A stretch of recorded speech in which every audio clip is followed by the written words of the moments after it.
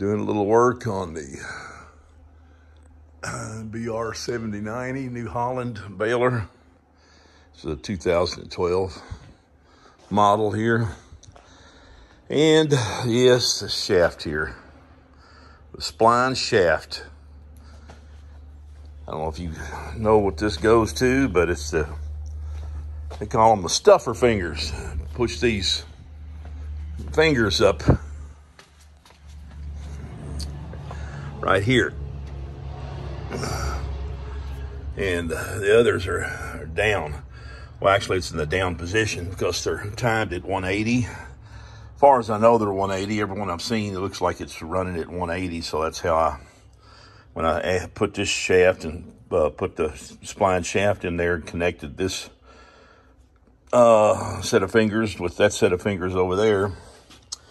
That's the way I've got it set up. One up, one down as it goes around and around. So a little tricky getting this out and in. You can see I still got to tighten this up. Put the bolts back into that bearing there, and I felt that bearing. The bearing felt really good, so I'll just rub it up against this metal here, but it felt really.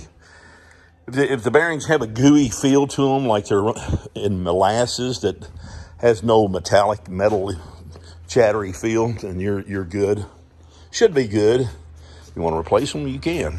But I've been having problems getting parts for anything lately, so be on the next time. So there's a bunch of chains in here and sprockets and stuff. As you know, probably the only way I can figure out how to change this is take all this off. Take this out, and you got to separate it down there, and it comes out together. Actually, it's kind of weird. You slide that shaft out, and then it comes down like this and out. But I did a little shortcut. There's a shortcut to putting this in. And as farmers, yes, as long as it doesn't cause any problems, we're always looking for a shortcut that saves in time. For the next time it breaks or whatever, if it ever does or strips out, the bolt broke off. When that snapped off, it backed out and started doing like this. And yeah, and then it messed up some of the, I will get underneath here. I'll show you. It messed up some of the splines on the, I don't know if I'm going to be able to, I may have enough light under here. You can see it there, right there. Messed up some of the splines on that. Didn't hurt the other side. The other side's good. I was fortunate there. So if I ever have to replace anything, I'll have to replace this. And this dude is welded. That right there is welded. You got to take all this out. But if I have to take it out, I can do it without taking all that out over there. And this is what New Holland should have done from the beginning. Because if you ever break that bolt or you pull up a tree or something too big that those fingers can't push up, they're gonna strip that spline. What keeps you from tearing up the rest of your stuff, so it's kind of good in a way. But so we're gonna look at this. I'll show you something. The splines look pretty good. I need to, I need to line it up a little bit better. That shaft goes through there and catches on this one. On this one here, on this side. If I can find, there it is. On that one. Well, there's the bolt and the washer that holds that in. I just use that to, take it out. Oh, let me get myself over here. Oh, yeah.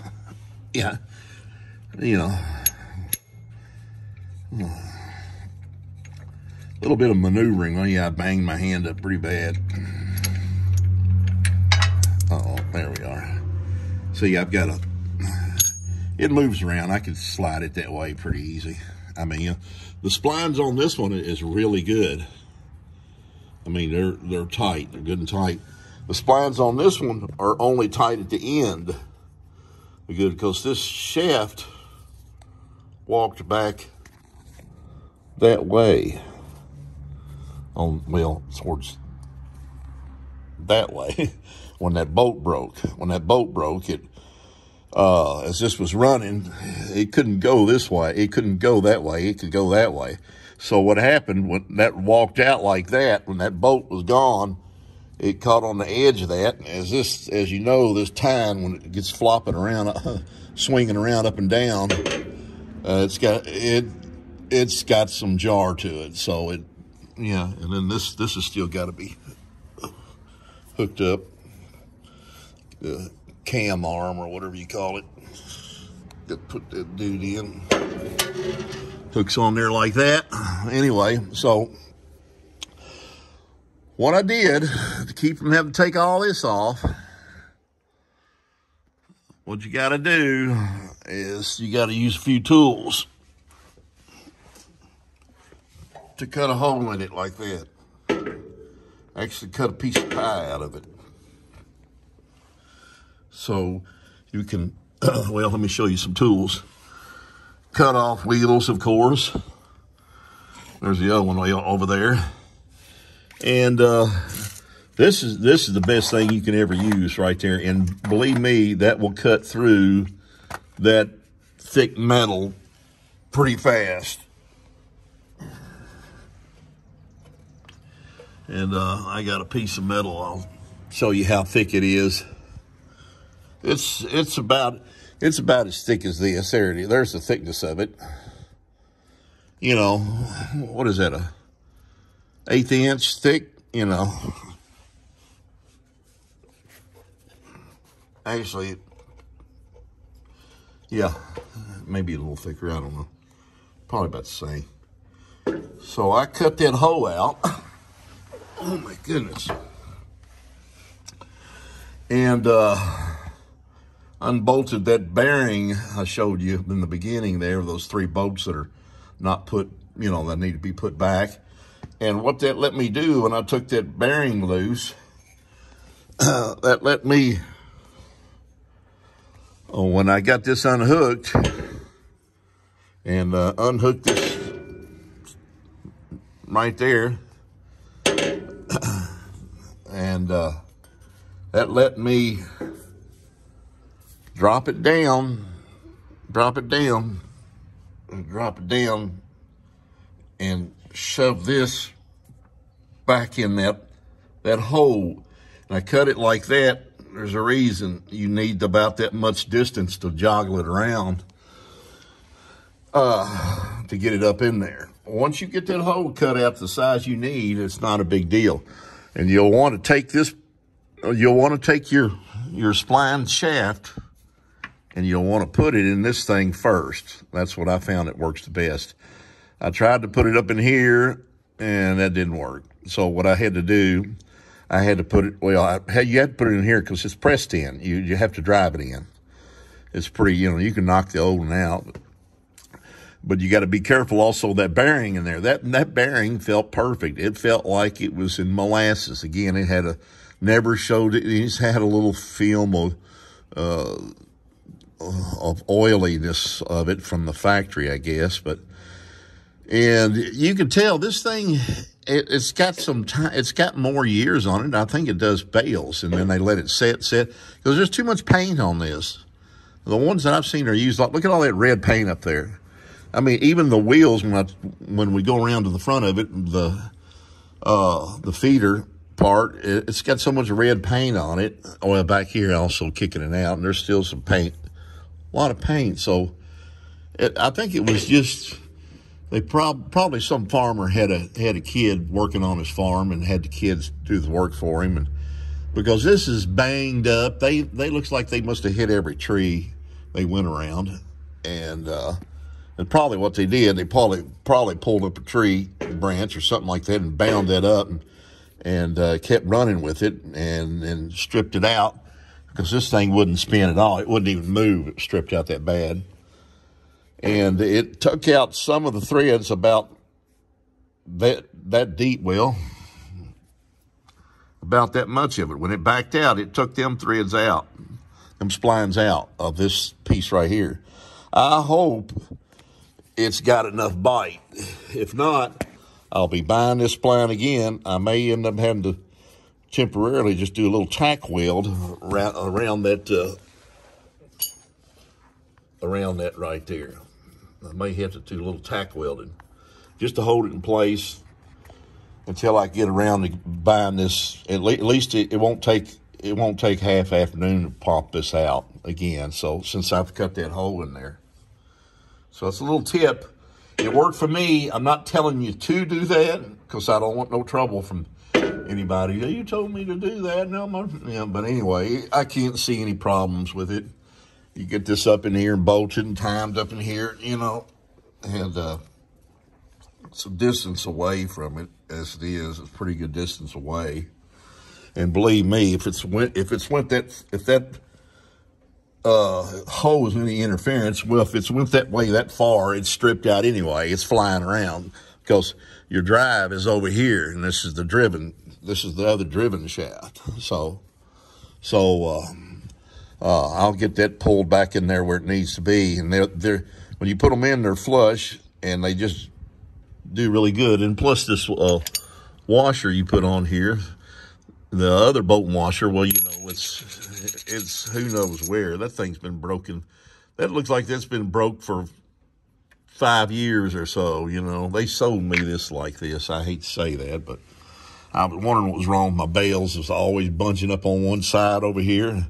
I hadn't had this very long. I've used it a season, and it may have, I don't know, it may have caught a few times and just enough to, you know, throw some hay up in there. I don't know.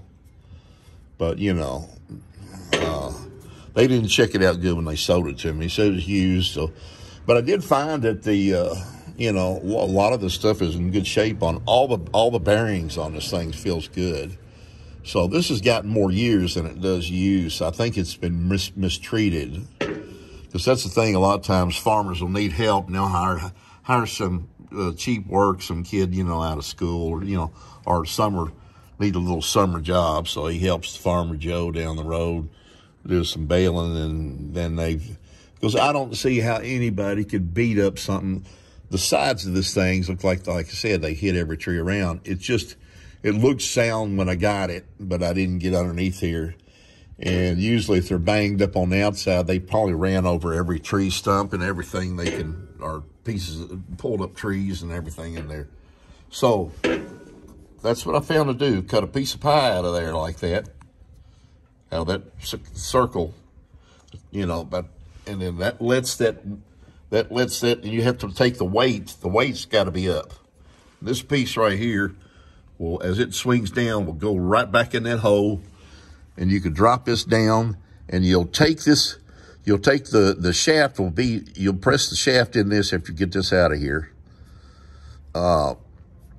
And then in that bearing, if you could get the bearing while you got this out, if yours got a lot of hours on it or a lot of hay balings, it'd be best just you buy this bearing in here and press a new bearing. I don't know if this comes with a bearing or whatever, who knows, but the bearing was a little misaligned. I had to line it up, drive it, straighten it up a little bit. It was in there pretty tight, but when it tilted and started banging around, it took that bearing and tilted it like that. I don't know how it done that, but I don't know, you know. But anyway, so this bearing was, if you know, you move it, it feels kind of gooey, you might say, but smooth. I don't know how to explain it, but I've worked on transmissions for over 45 years. You know, and I know what bearings, and I was an auto mechanic, and I've worked on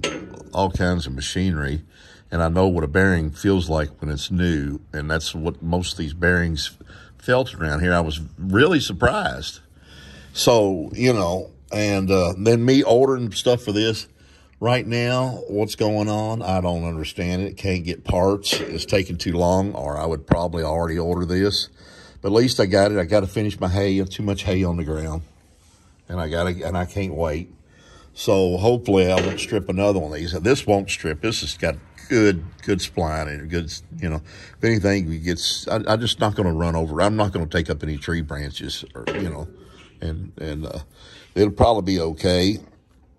Next season, I'll probably drop this dude down and replace this, because, like I said, it's got about distance of that into it.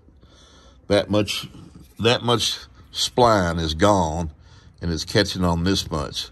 So where this one's got all the thickness of this spline, so I've lost some of the spline where this is just jogged around there and spun around, because this wasn't even turning, and it was hanging out that way. You could tell where it would catch every now and then and do these swirl marks, because the boat wasn't in there to hold it, so it would fall back. So now I've got it all timed. Should be like this. One up, one down. You should be, you know, if you don't have it right, you'll be able to see that this will be a little over this way, a little over this way. When you got it right, boy, it's dead nuts on it. So 180 is what I put it at, and I've got to put some grease in there. This is greased really good. Feels really good. Everything feels, I can't even move it up and down. I mean, it's just so smooth. They greased it good, it looks like, or from the factory. I don't know. It looks like right here, when you grease it a whole lot, it starts squirting out the end, I believe. But I'm going to re-grease it when I'm done, when I've got all this bolted back up. But that's how you replace that. That's how I've done it. So if I can give you any pointers or any tips on guy that wants to fix that, see, now that I'll have to push this up and get that bearing back in there and bolt it up. You can see if the hole's big enough for you to tilt that dude down, which you got to anyway, because what you have to do now, this is welded. This is welded, so you can't. The only way you can get this out, I could not for the life of me, when I put that spline shaft in there, get that to go in there. It was just so stripped out, but I cut the hole to get this thing, you know, down. Now, what you have to do from if you have to replace it without cutting the hole, you got to take all that off. That shaft has got to come out of there. And when you take that shaft out of there, drive it out of there, now if you want to find out how tight that is in there, that's on that spline pretty daggone tight. Because I could not. It looks like it's, well, this is the only thing that's moving, this right here. This right here is tight on that shaft, and I felt it, and I've tried to drive between here with a chisel, open that up, and try to slide that off. But still, I couldn't go that way. I realized this has to come down. Well, I mean, this has to come down first, and then it comes out. Not anymore. I cut that hole. I take that bearing off, loose out there. I take it, and that way. It lets it go that way with that hole and drop down. Again, when you put that spline shaft in this plate right here that goes between here, I'm having a hard time. I'm underneath here by myself, and it's kind of hard to do this. Anyway, you put this plate, after you've got the spline pressed into that bearing, you put it on this. If you do this little mod that I did with the hole cut out, and that'll let you go this way with the plate and shaft that's in there. This will be down like this, and there'll be enough room because you got a hole that lets you drop. This thing will drop way on down. So you'll put this plate slide that in there, that spline in there, and slide it on there. It slides on there pretty easy. And then you'll leave this up here where it is. You'll shove it that way with the plate and everything, and it come up. As it comes up, you'll be getting right in there pretty easy. You might need a little persuasion to push it that way and to go up in there. But if you try to do it the other way, try to put this spline shaft in this thing and bolt it up here, and then you try to get up there, push this up there with it, the spline sticks out too far. So you can't, I've done tried. And I don't have, and maybe if I cut more of the hole out, but, you know. Well, actually, it can only tilt down so far. It will tilt down and you can get it out. But that's how I found to do it. And so that's a little tip of the day, you might say, for farmers wanting to replace this spline shaft in there. I'm not telling you to do it. You know, do it at your own risk. But it worked for me. And, you know, I had to cut off wheels. And this Sawzall right here, that's a nice Milwaukee.